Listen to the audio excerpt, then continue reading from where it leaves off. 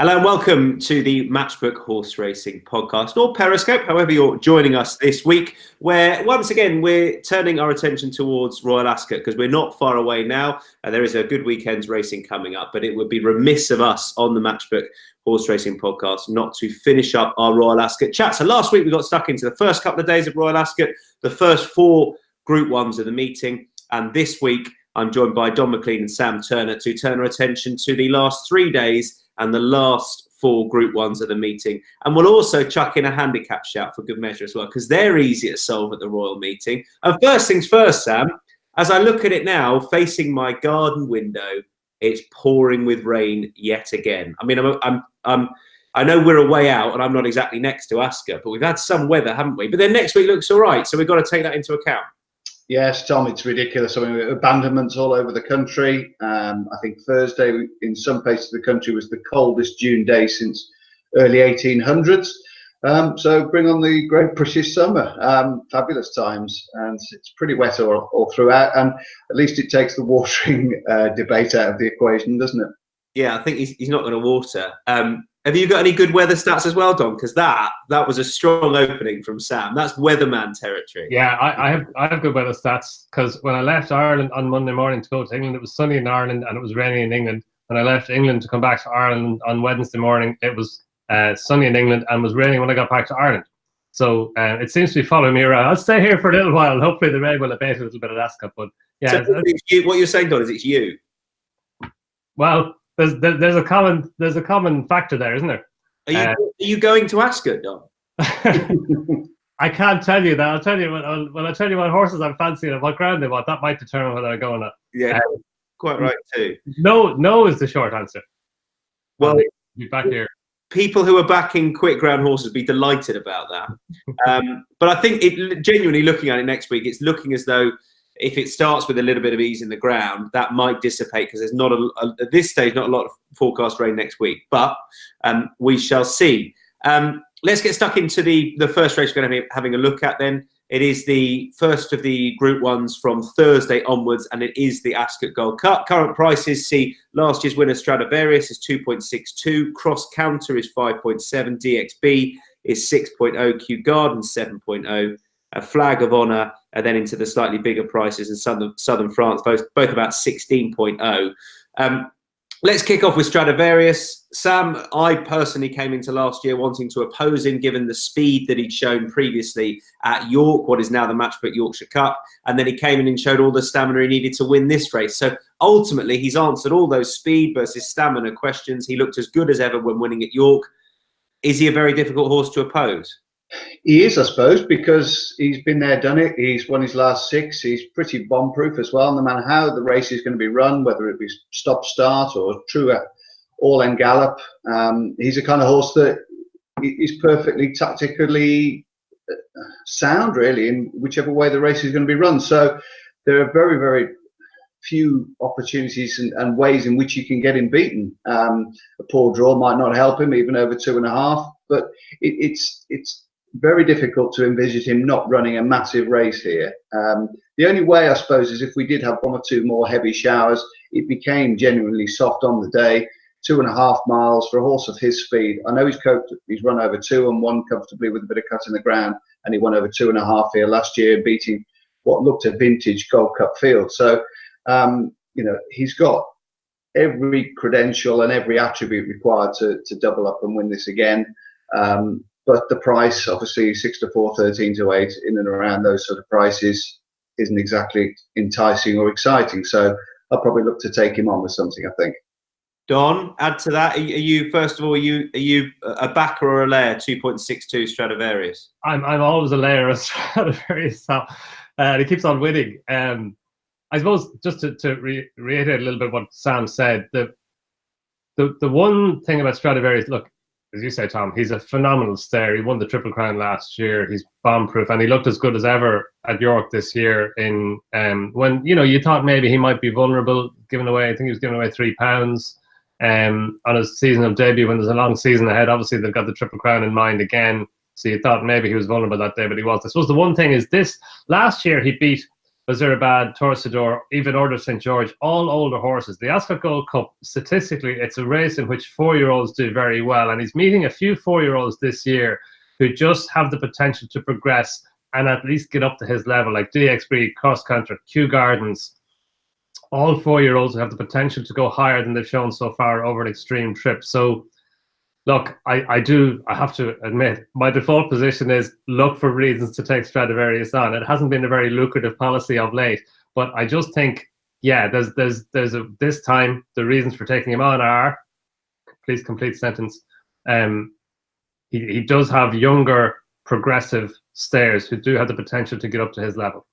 I think that's an interesting point on whether or not it's a stronger race than last year, but whether or not there are some lesser known quantities last year with the likes of those horses who you mentioned. And in particular, if there was cutting the ground, this may be where you were going with this, Sam. The connections of DXB maintained after he ran last time at Sandown. Straight away afterwards, Charlie Johnson, Mark Johnston, Sylvester de Souza all said, we want cutting the ground for Ascot. They maintain this horse is going to be a better horse with cutting the ground. And for all I respect Cross Counter and Kew Gardens and the like, I think if there's one thing that could swing it from Stradivarius to another of those progressive younger horses or young horses, it could just be the ground. Were it to come up on the easy side, that might just suit DXB that little bit more. He's currently 6.0. No, I totally agree. I think he's a very fair sort of each way win and place play in this race. I mean, the other thing to note as well with Stradivarius is that he's taking on, as Donn alluded to, 3 very strong 4-year-olds, all of which have got good course form as well. And I think that's a crucial factor. They're young, progressive. I don't think we've probably seen the best of them over this trip. DXB certainly looks the one of the trio that could step forward again markedly for tackling 2.5 miles. I mean, he hadn't got the gears for 1.5 miles. He ran incredibly well in the Derby, considering that. And since he stretched out to 2 miles, including at Ascot early on in the season, and then last time out at Sandown, where it was tremendously impressive, really. He didn't do a tap that day, and he beat a really smart horse in Mekong, who will go to York on Saturday looking to enhance that form. And those 2 performances, really, where he's just produced a typically DXB type performance, raced lazily, always done enough, always held on. So we haven't got to the bottom of him yet.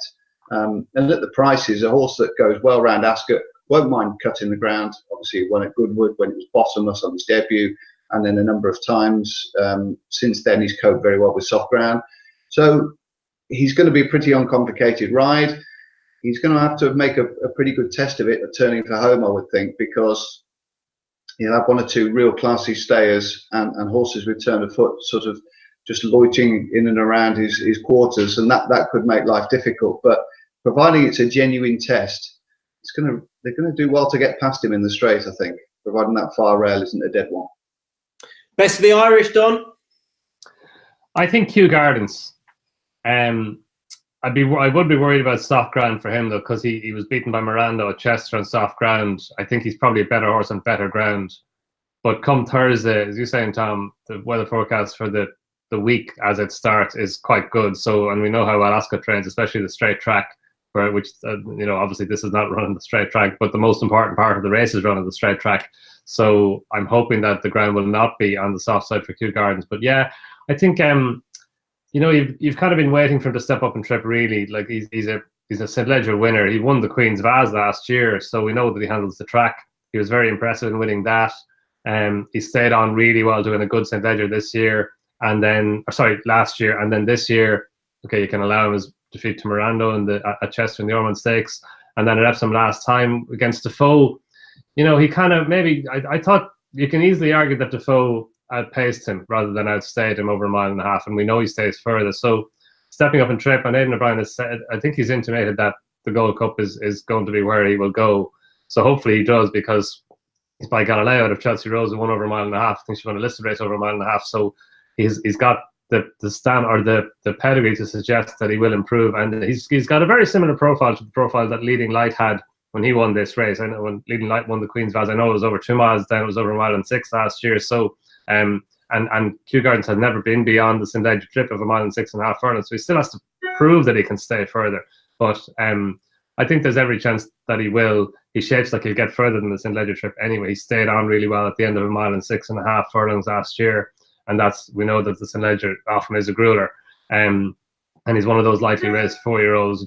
He just has the potential to go on and do it. And like with 4-year-olds, it's rare that they've had a chance to run over 2.5 miles. Even the 4-year-old Gold Cup winners down through the years, they hadn't run over 2.5 miles in the main before they went and won the Gold Cup. So I kind of like that. I view that more as much as a positive as a negative, because he has the potential to improve for stepping up to the extreme trip, as famously Yates did when he won the first of his 4. So yeah, I think he's got plenty in his favour. Officially, would you take on Stradivarius with Kew Gardens irrespective of conditions? Well, I have, so I'm hoping the conditions come around and are good. Yeah. My final thought would be, if there is ease in the ground, I'd be tempted at DXB in that win market and place market at 6.0. Otherwise, if it is good all over, I don't think they'll stop Stradivarius. Sam? Yeah, I think that's a pretty fair appraisal, Tom, to be honest. Any cut in the ground, DXB for me. I think if you're looking to have a bet at this stage as well, Ante Post or whatever, he certainly makes a lot more appeal than Stradivarius does at the prices. So, yeah, I'll go with him if there's cut in the ground, but reserve the right just to re-evaluate closer to the day. And reserve the right to say if Stradivarius wins. 2.62 was massive. He won his last 6. But no, I'll never say 6 to 4 is massive. Don't worry, not in the Gold Cup. Fair dues. Commonwealth Cup. Let's move on to that. Since its inauguration, I've fallen more and more for this race. Actually, punting-wise, I have a half decent record in this race for some reason. It tends to save my Friday, that's for sure. We've got 10 Sovereigns, who's 2.76. Hello Yumzen, who's 6.0. Jash is 8.0. Cardem is 10.0. So Perfect, 11.0. I've kicked off with actually the most appalling bit of after timing ever known.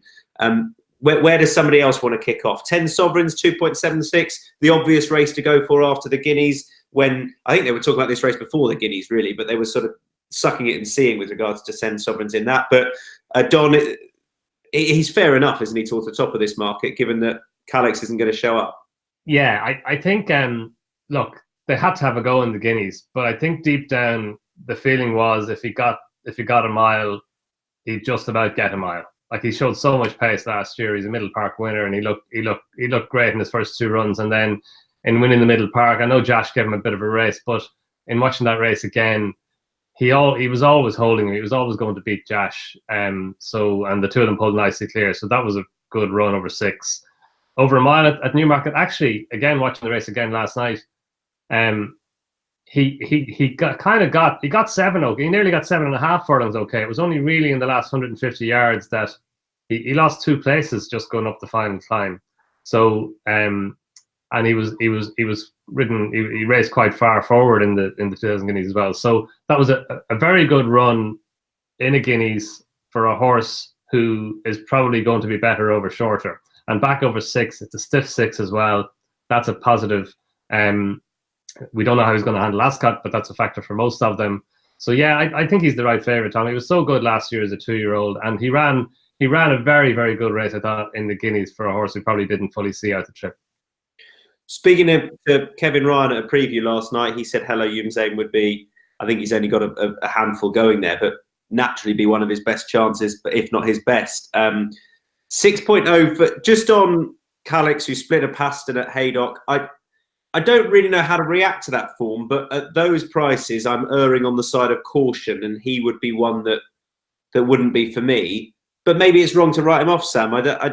How do you assess that race last time?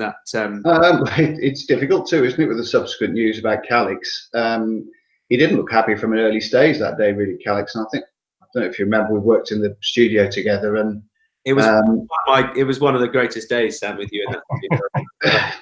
Well, they take some beating, Tom, don't they? Those days of me and you together. The viewer must really look forward to the next time we're rotated on. But the problem with the form, it was small field form.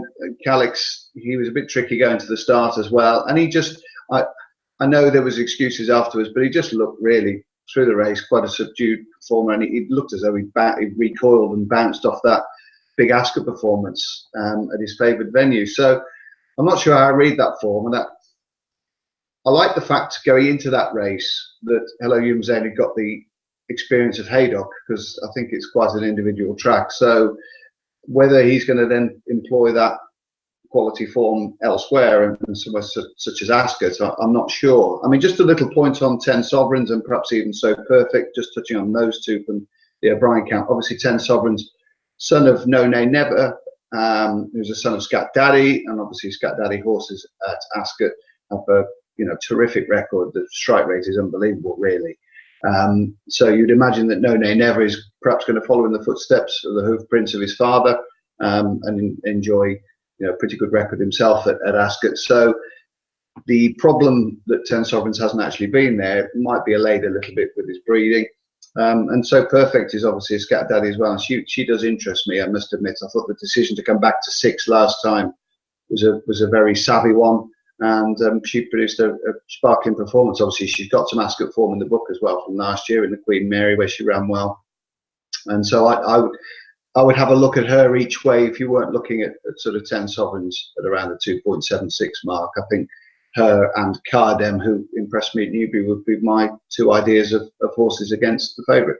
We're in terrible danger of being boring and agreeing, Sam, but she is my one against this field. However, I will counter that by the concern that she's going to run on day one. And Aidan O'Brien said straight away she could go to the King's Stand. And I don't know if that's because of the presence of Fairyland and 10 Sovereigns in there. Fairyland obviously bigger than her, So Perfect around about the 11.0 mark currently. But Donn, do you don't know any more on that? Because I think I struggle to see her dropping back again to 5, but he did mention it straight away afterwards, as though it's part of the plan. So that's just held off on caution, just pressing that button as we go now, the fear that she might run on Tuesday. Yeah, I don't know, Tom, is the answer. Yeah, I think it's all like 10 Sovereigns has been the Commonwealth Cup horse, Aidan's Commonwealth Cup horse for a while, since the Guineas really. And then it's a case of others fitting in then after him. So look, as you say, it would be a fairly big drop back down, because she ran in the Fred Darling and almost won it actually, and probably didn't fully see out 7 furlongs that day. And she raced on the far side and she had to kind of come over, so she didn't have the run of the race, and she was only just beaten over 7. Then back over 6, as you say, Sam, she was very, very good at Naas last time. And yeah, to drop back down to 5 and take on the older horse in a King's Stand, that would be a big ask. So you'd think that the Commonwealth Cup, getting the fillies allowance, that would be a good race for her. But no, I don't know which race she's definitely going to run it. Yeah, I'm not certain. I would imagine that she'll go in this. It just makes She's got to run in this, hasn't she, Tom? Surely. I mean, that just makes perfect sense, really. I'd have thought. I can't understand why they would bring her back to 6 at Naas and then run her then over 5. Surely that would blow her brain, really. I'd have thought that 6 here, given her breeding, given the experience of Ascot as well, I think she's got a perfectly sound frame chance, I think. And I think Sergei Prokofiev, he's going on the King's Stand as well, isn't he? A 3-year-old going on the King's Stand. So yeah, that would kind of make sense. Yeah, I'm with you. If I knew she was definitely running, I'd imagine she'd probably be a shorter price. So that's the game you play, isn't it? What do we make of Jash? We watched that together as well, Sam. But I reflect on it more positively than I did at the time with regard to coming back to 6. But then you've still got that leap to see him reversing last year's form with 10 Sovereigns. We have, but it's a different day, different ground, different track, and he's only been beaten half a length. All right, just snug half a length. But I wonder whether that decision to go up to 7 from 6 was more sort of racing manager and owner. I get the impression, I mean, I don't know if this is right or wrong, but I think Simon Christopher perhaps feels that he is more a 6 furlong, a stiff 6 furlong type of horse rather than the 7. He just looked, the petrol gauge seemed to be flickering a little bit for me last time at Newmarket, and he didn't seem to finish off his race as powerfully as he did over 6, for instance. So I think this is a perfect test for him. How he'll go on the ground or not, if there is a bit of juice in the ground, is open to question. We don't know that as yet. He's a Kodiak, so he should be okay on it. And he's put together 2 really nice performances at Newmarket, and his coat with Salisbury okay. So Ascot's sort of intrinsic undulation should be no issue for him. But just wonder whether he's just quite got that bit of class. But you can certainly make a good case for him on the middle part form, can't you? So to sum up our thoughts, Sam, it sounds like so perfect against the field. If of course she lines up. But would you play now, thinking that she's most likely to, or would you just hold off? I'm not sure price will shorten a great deal anyway, will it? I mean, with 10 sovereigns in there, it's sort of 7-4. I know. Obviously, Calix, is not going to run, and sort of the void in behind the favourite could be filled by something like So Perfect or a Cardem. I think he deserves a good shout because he's just a bit of a hot and buzzy type of horse, Cardem. But obviously, the stable won this in 2015 with Mahara. He clocked a really smart speed figure when winning that listed race at Newbury in good style. He did a lot wrong through that race. He was very fresh and exuberant. He wore the hood in the paddock beforehand. Providing Ascot doesn't get on top of him, I quite like his chance at a decent price as well. I think the stiff 6 furlongs for him with a bit of cut in the ground as well, it'll suit him more than most. I don't think he's one to write off Cardem. Don, your final thoughts on the Commonwealth? Yeah, I think Cardem will, like, it was a nice performance at Newbury. I think he's probably going to have to come forward a wee bit. Like, the race hasn't worked out so well so far. I think Josh as well, like you, I wasn't that impressed with him the last day at Newmarket, albeit like he's, by Kodiak out of a Dutch Art Mare, you'd think 6 furlongs would be his trip more than 7. So maybe you could put that down to the trip and the fact that it was his first run of the season. And as you say, Stanley, he's got his form ties in very strongly with 10 sovereigns. He wasn't beaten far by him, and he's a much bigger price than 10 sovereigns is. But yeah, I'm just looking forward to seeing 10 sovereigns again. It's not a betting race for me. Like, I take a point on So Perfect, she is interesting, but like 10 sovereigns, even last year when he was winning the Middle Park, you were kind of thinking more Commonwealth Cup than Guineas. Like, it was going to be even the long-term race for him at that stage. So I'm looking forward to seeing him over what's probably his optimum trip, a stiff 6 furlongs. We'll move on to the coronation, which has Hermosa at the top of the betting. Friday's a really good day now with that Commonwealth Cup and going into the coronation. Some of those handicaps on there as well. Hermosa 2.04, Jubiloso 5.0, Castle Lady 7.4, Pretty Pollyanna 9.0, 11.0 Kabbalah, and bigger beyond that. Sad that Max Sad doesn't go, but there you go. She's not going to line up. I heard more quotes and nuggets about Jubiloso last night at the Highclere preview in London than I've heard about any horse for a while. And most of them, in fact, all of them, up until we stuck the microphone in front of Sir Michael Stout, were very, very positive. All sorts of things of phone calls being made here, and Jubiloso's the one, and will Hermosa definitely go with this good thing, Jubiloso turning up? All these sorts of things that made me go, gosh, she's the bet in the meeting. And then Sir Michael Stout got on the microphone, and Gina Bryce pushed him for a line on Jubiloso. And the overriding thing I took away from it was this could come a bit soon. She could just be one for later on in the season. So I then felt very flat after that, and now don't feel she's the bet of the meeting. And it just shows why it's probably not always great to listen to quotes and comments, and you should probably just have a look at your own form study. I was very impressed with her, but the comments after she won last time were again that she's still a bit of a baby, and would she again just need another run? So I'm slightly concerned now that she's not the bet of the meeting, and that Hermosa, what she's shown, means that 2.04 is very fair. Not that it's just a 2 filly race, but I think they're the most exciting 2 in it. I've come back to thinking Hermosa's going to be a very, very difficult filly to beat, depending on where she's drawn. I don't think you want an extreme over this trip, i.e. very low or very high. So I'm in the Hermosa camp now, having started the evening last night, Don, in the Jubiloso camp.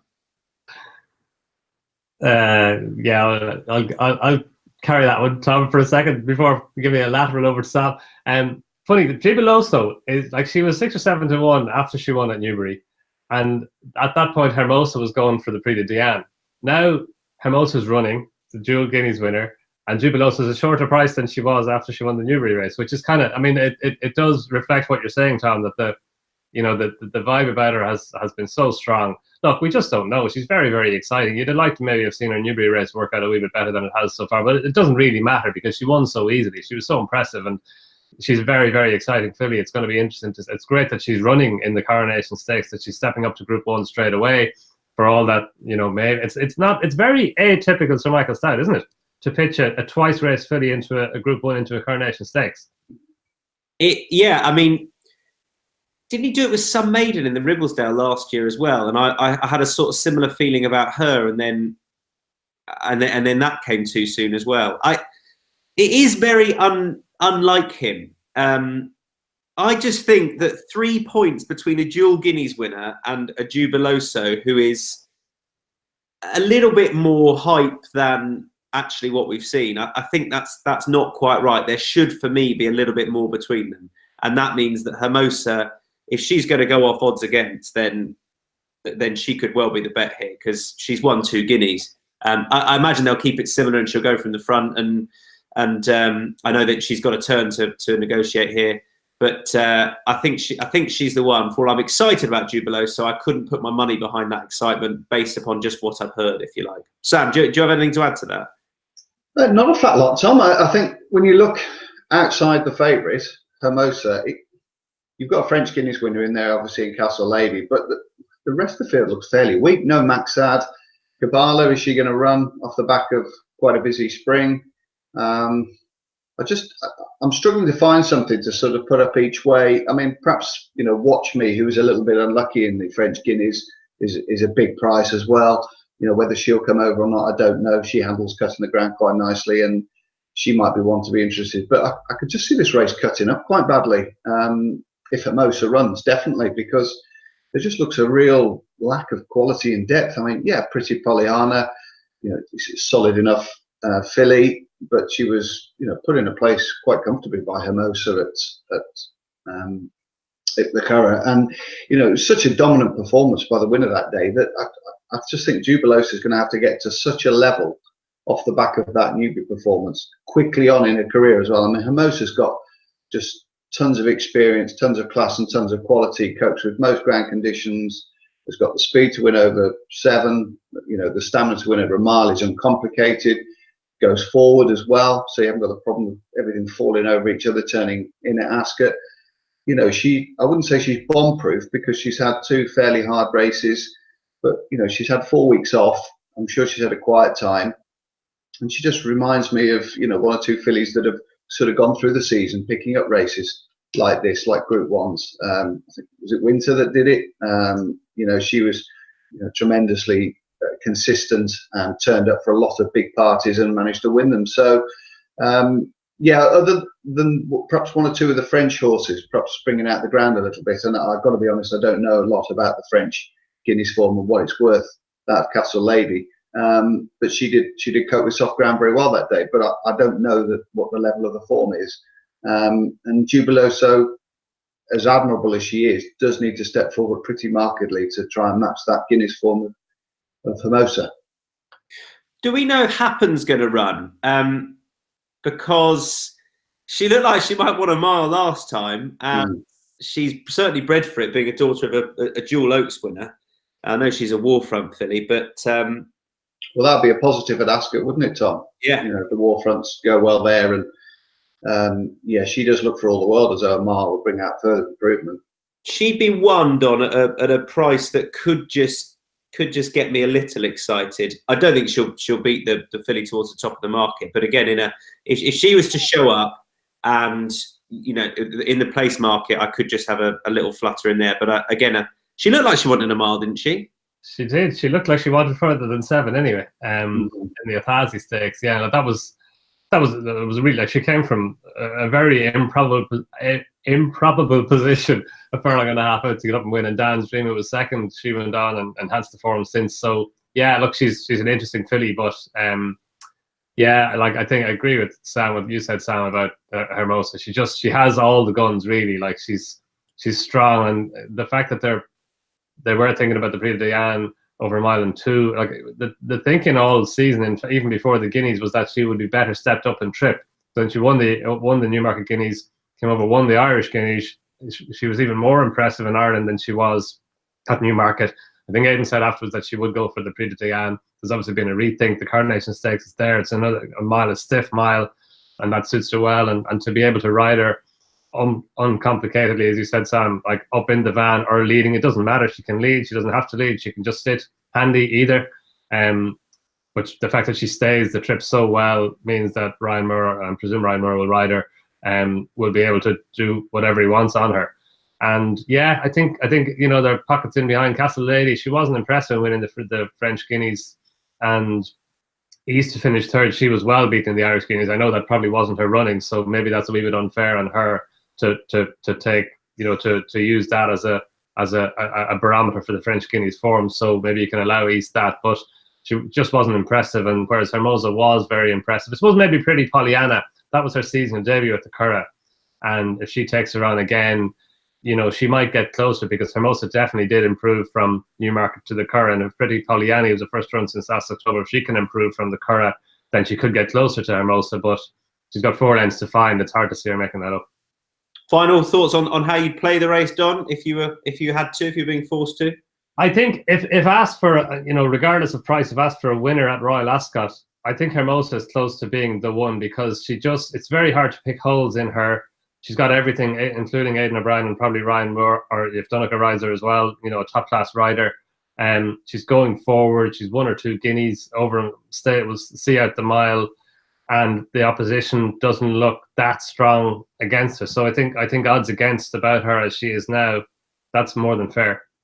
I would echo that, and be interested if Happen did run, and then Jubiloso for the matron later on in the year, if she was to go over there, or the QE2 or so. I think I've come away thinking that she could end up the best of these, but it's a little early doors now to have just 3 points between her and a dual Guineas winner. Sam, final thoughts?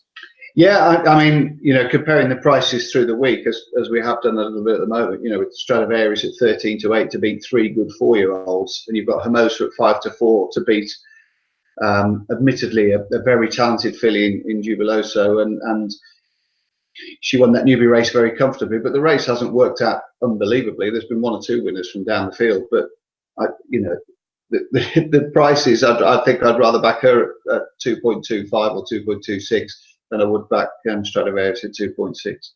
Yeah, I would echo that very much. We've got a little bit more openness to the next race. We're going to look at the last of the Group 1s. That's on Saturday afternoon. It's the Diamond Jubilee, the second best race over the Ascot 6 furlongs on the day. I love the Wokingham. 4.5 for Invincible Army. Inns of Court is 6.4. City Light is 9.0. Blue Point 8. He's not going to run. The Tin Man, he says, but Blue Point is going to run in the King's Stand. The Tin Man 12.5. Won it a couple of years ago. Bound for Nowhere, same price as is Sands of Marley. It has got a really nice open field to this. Sam, kick us off. Where do you want to start? Well, obviously Invincible Army is the starting point because he heads the market, and I think it was probably his career-defining performance last time out at York. I thought that was a tremendous performance in the Duke of York. Very authoritative, emphatic victory, quick and well. There was a little bit of a worry that the ground might be even too quick for him. He copes with every sort of ground variance, and you know, 6 furlongs at Ascot, absolutely perfect for him. He blew out in the Commonwealth last year, which was a bit disappointing, but got himself a little bit stirred up beforehand, and perhaps just recalled a little bit off that Haydock performance. But he's older, he's more mature. James Tate's horses are going really well at the moment. If he gets a good draw, you've got to factor him into your calculations. He's got everything there that you would require from a horse capable of winning this race, and he's a very, very difficult horse to knock, providing he just doesn't have that little bit of a blip as he did at the meeting 12 months ago. If I'm honest, I really like City Light here. I think he just ran an extraordinary race in this race 12 months ago. He came out of the stalls. If you remember, there's all sorts of the problems with Harry Angel and lots of horses getting stirred up 12 months ago.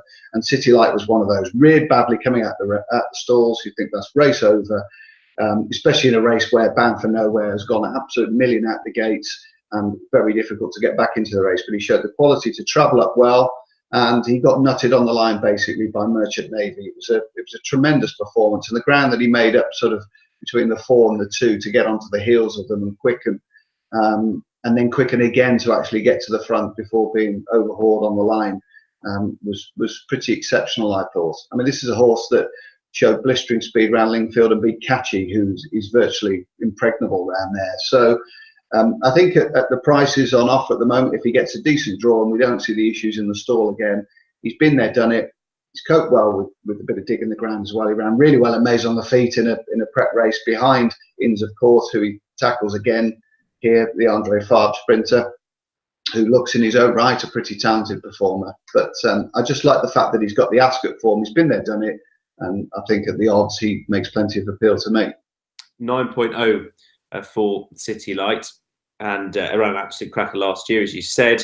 Just on Invincible Army, I thought it was strange, really, that James Tate said after the race that after he ran last time that he wasn't sure Ascot was his track. Perhaps he was harking back to what had happened 12 months ago, but that wasn't really. I don't know whether he was talking about the track or whether it was Royal Ascot and the atmosphere there, because he was the horse, I think, that had water squirted at him by the stalls handler to get him to move forward.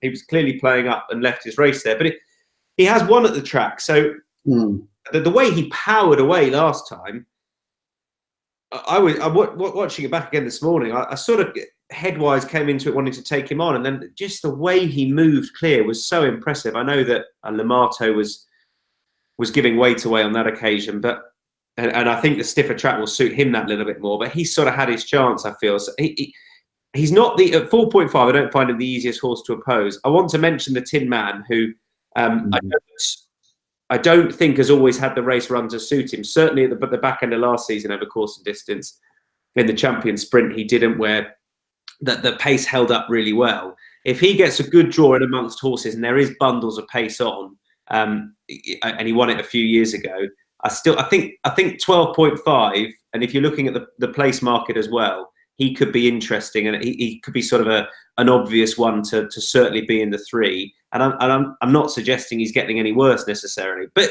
we talk about sprinters getting better and better, Dom, but still traditionally this race goes to that sort of up and coming 4 or 5 year old, or certainly in the last decade or so. Yeah, exactly. And Invincible Army, he does fit that bill, doesn't he? Like that Ascot win that you spoke about, Tom, he was very impressive winning that day. And Laugh a Minute was in behind. He maybe didn't have the run through the race, but he beat Ektadar, and Ektadar went and won the Commonwealth Cup, and he beat him really well. He was impressive in winning. And, I think once the horse has proven that it can go at Ascot, okay, disappointed in the Commonwealth Cup, but there were other reasons for that, as Sam and you have mentioned. So that the fact that he's run poorly at Ascot doesn't mean that he doesn't handle it. The fact that he has run well there and really well there in the past means that he does handle it and does handle the track, and therefore his disappointing run is down to other variables. So that was a good run at Ascot. And his last run, I know, it was a Group 2 race, and he's going to have to step forward to win a Group 1. But he was very, very good that day at York. And like York form doesn't always translate to Ascot. But again, we're back to the fact that he does have Ascot form. He was very impressive. And of course, you have to think this race for him, given that he was so impressive in winning that. So I think he's the right favourite for the race. But I do reiterate, I agree with what Sam says about City Light. He was very good in the race last year. And, maybe I'm guilty of putting too much of an emphasis on Ascot form. But it's one of the first things that I look for anyway at Ascot, especially in the straight track. And the last year as well, it seems that it was just one race for City Light. He'd won his previous 3, and he was just going forward and then go on to Ascot. Whereas this year, it looks like he's been training for the race. It looks like because he went so close last year, because he proved that he could handle it, they're training for the race. It was a good run behind Inns of Court, who also is a player. But I prefer City Light to Inns of Court. I think at Ascot, given that he's been trained for the race, that and he's a bigger price than Inns of Court, I think he can reverse placements with Inns of Court and probably get close to Invincible Army as well. I think he's a very interesting horse in the race. So City Light for Sam and Donn at 9.0, and the Tin Man for me at a few points bigger than that. But we're not exactly knocking the top one. Anything else to add to that final Group 1 of the meeting, guys? I'm done. All I would say is that with City Light, he is invariably slowly away, but with Bound for Nowhere in the race and 1 or 2 other Trailblazers, he is going to get that strong gallop to aim at. And as we've seen so often, Ascot suits closers and the strong finishers. So the race hopefully will be set up ideally for him. He just appeals as a nice price horse that's got good course and distance form, Tom. And it's just worth pointing out on that, depending field size, we get this draw debacle, it seems, throughout the week, which really starts when you start looking at I think it really comes to the fore with the Hunt Cup on the Wednesday. Then you get Britannia, and they're over the mile, of course. And then it depends how big a field the King's Stand is. But you see a swing sometimes of where you want to be drawn. But for you guys, is it always on the straight track just about pace? You just want to look at where the pace is and not try and pay too much attention to what's one up one side as we progress throughout the meeting? The only thing I'd say briefly is that because we've got natural precipitation, hopefully that takes out the watering debate, and hopefully there are likely to be less, how can I put it, inconsistencies in how the track has been covered with artificial watering. So not that Ascot don't do a brilliant job trying to produce a very level playing field, but the obviously natural rainfall, there's no substitute for it. So hopefully that'll nullify, you know, any perceived biases. You will probably still get the jockeys producing a self-reporting draw bias, really, by, you know, there'll be one or two of them that will perceive the near side to be better than the far side or the middle or whatever. But, you know, look, we can't affect that, unfortunately, that we just have to cope with it. And you back a loser, your horse is seemingly drawn well and your jockey decides to then run or ride his race on a different part of the track. But I'm afraid that's just the frustrations of Ascot, isn't it? Yeah. Just on that, draw has become less important for me in general. I used to, you know, put a lot of store in what to draw and working it out. Of course, you want to be where the right pace is. You don't want to be, you know, you don't want to be where the too fast a pace is either. You definitely don't want to be where too slow a pace is, but you want to be where the right pace is, and that's hard to work out. And on the straight track at Ascot, kind of,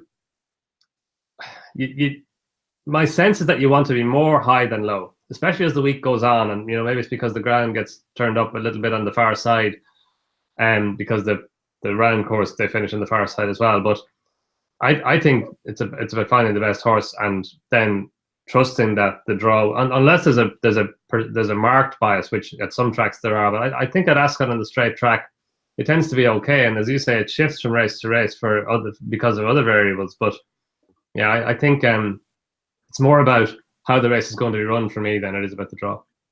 I remember a few years ago, Bless Him was the perfect example, because every winner had come up the stand side rail basically, and then Bless Him in the Britannia came out of the widest stall of all and went up the other way, and that was it. All draw biases were blown out the window. So I think it's worth taking caution with regard to that. Handicappers. This is the bit I'm looking forward to.